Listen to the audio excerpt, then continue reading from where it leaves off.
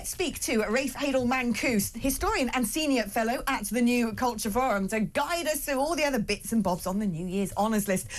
Rafe, welcome to the show. Now, before we talk about New Year's Honours, I just want to raise a small topic of something I saw on X, because I'm pretty sure that that I saw a picture of a suitcase full of gins and tonics and cigars. Yes, well, greetings from Calcutta, where I'm spending New Year's Eve under the palm trees of the Tollygunge Club.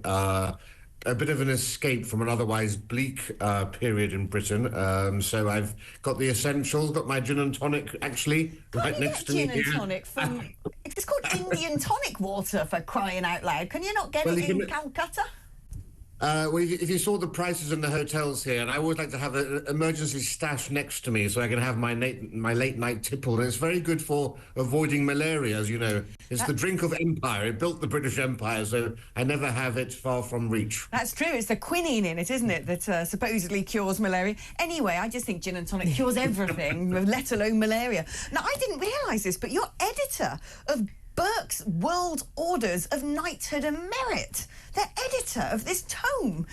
I don't know where to begin with this revelation. This is amazing. Why don't you have a sir or a lord or a baron or something? Well, yes, I think somehow that there's nobody in the political class who would want me anywhere near them. I think I've become a tad too controversial to be honoured. But yes, so Burke's World Orders of Knighthood and Merit is the definitive guide to honours. This is the very best topic you've brought me on to discuss today, the honours system, and whether, of course, it's been brought into disrepute by the... That's what I want to know. Is it dishonourable? Is 2024 one of the worst years for honours? Well, you know, it's very difficult to defend some of the knighthoods that we've seen, but we need to defend the honours system as a whole, because, of course, there are more than 3,000 honours granted every year, and the vast majority of those go to the unsung heroes of Britain, people who run soup kitchens, volunteers who make up the backbone of Britain's civil society, and also scientists, people in education, headmasters, and so forth. But those always get overlooked, and all that the media tend to focus on in the newspapers and the broadsheets and tabloids are the celebrities, the sportsmen, and the politicians. But we mustn't lose sight of who actually constitutes the main bulk of those awards that are being granted out. But of course, no one can deny that the granting of honours to someone as odious as Sadiq Khan surely brings the honour system into disrepute.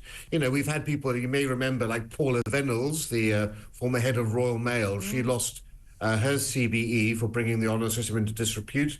Before her, there was Fred Goodwin, the head of Royal Bank of Scotland, who lost his knighthood for...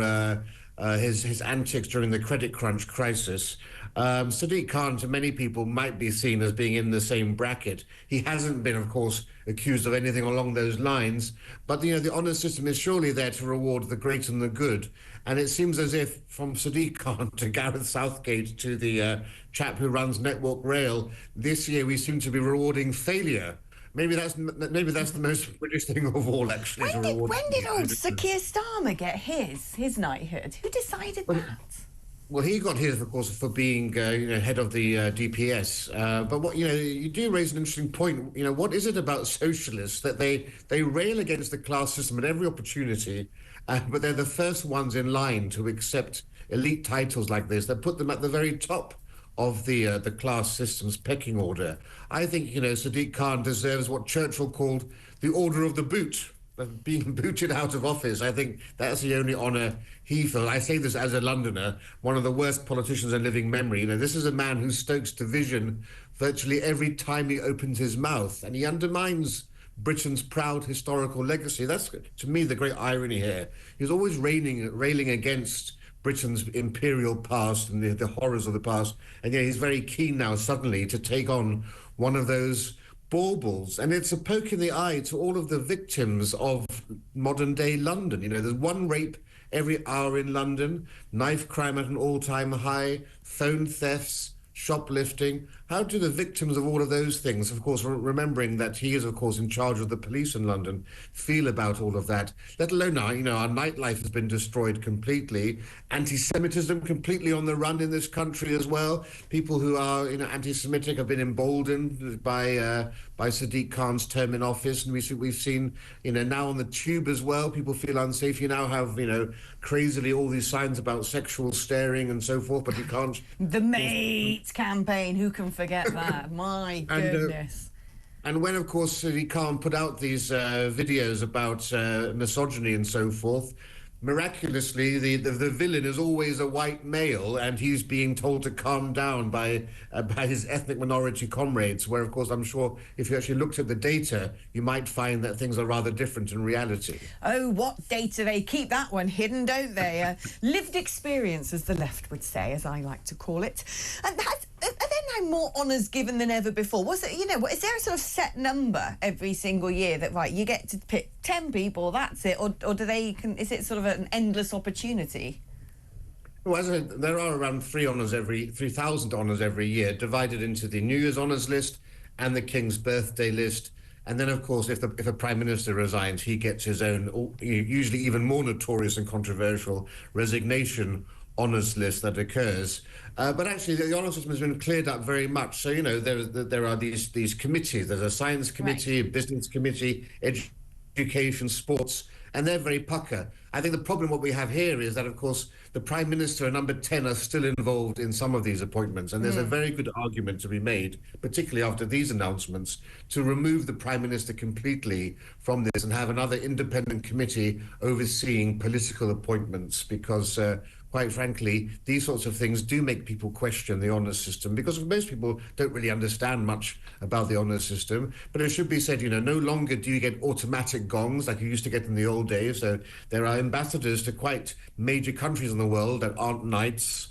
Top senior civil servants can't expect automatically to get a knighthood. So things are actually a lot more meritocratic than in the past. And that's why it's a shame to see the system being sullied in this manner.